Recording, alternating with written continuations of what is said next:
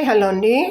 Gooseberries ముక్కలు ముక్కలుగా చేసుకున్న తర్వాత సగమేమో ముక్కలు చేసి పెట్టుకున్నాను. దీన్ని వేరే పిక్కల్ లాగా చేసుకుంటాను.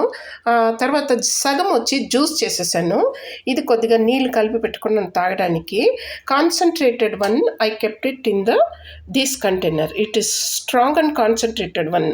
Yeah, daily you can take little, not so much, and I strained it after the mixie.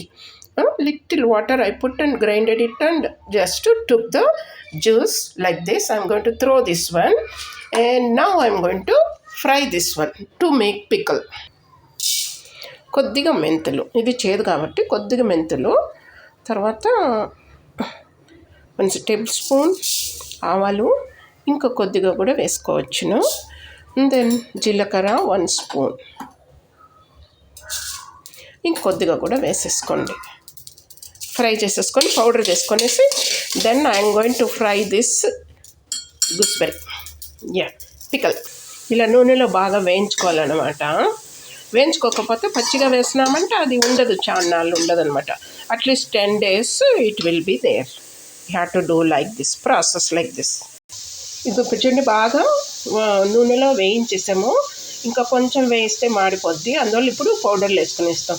మేము వేయించి పౌడర్ చేసి పెట్టుకున్నాం కదా, అది తర్వాత తగినంత ఉప్పు వేసేసుకోండి.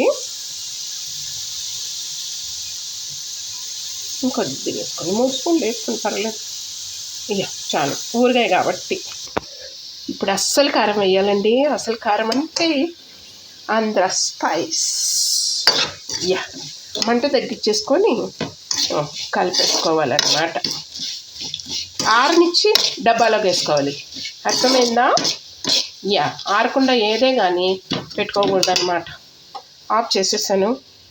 ఇంకా చూసుకోండి, మరి ఉడకన్నం వేసుకొని చల్లని వేసుకున్న పర్వాలేదు, ఇది ఉడుగ్గా ఉంటుంది కాబట్టి పిసికి తినేయండి. ఎంజాయ్.